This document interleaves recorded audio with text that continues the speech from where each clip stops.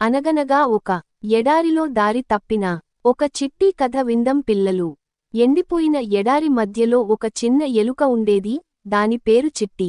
గాలులు వేడిగా ఉన్నా, చుట్టూ ఏమీ లేకపోయిన చిట్టి ఆశగా ఆకాశాన్ని చూస్తూ కూర్చొని ఉండేది.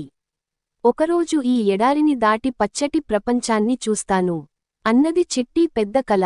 తినడానికి తిండి లేదు, తాగడానికి నీరు లేదు, కానీ చిట్టికి ఆశ మాత్రం ఉంది. చిట్టి తన చిన్న కాళ్లతో ముందుకు నడక మొదలుపెట్టింది.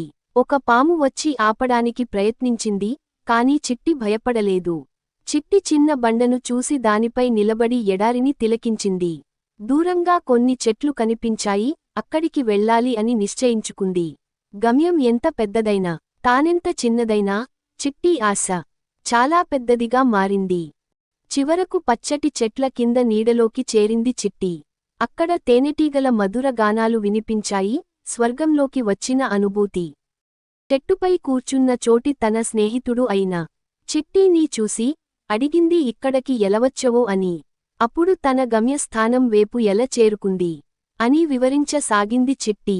అప్పుడు చోటు చిట్టి, నీ ధైర్యం గొప్పది అంది. ఇప్పుడు నేను నిజంగా బలంగా ఉన్నాను అంటూ చిట్టి చిరునవ్వు నవ్వింది.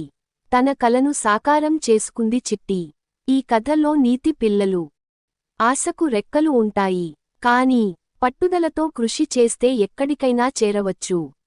తెలుగు కథల కోసం ఛానెల్కి సబ్స్క్రైబ్ చేయండి. వీడియో నచ్చితే లైక్ మరియు షేర్ చేయండి. మీ అభిప్రాయాలను కామెంట్స్లో చెప్పండి.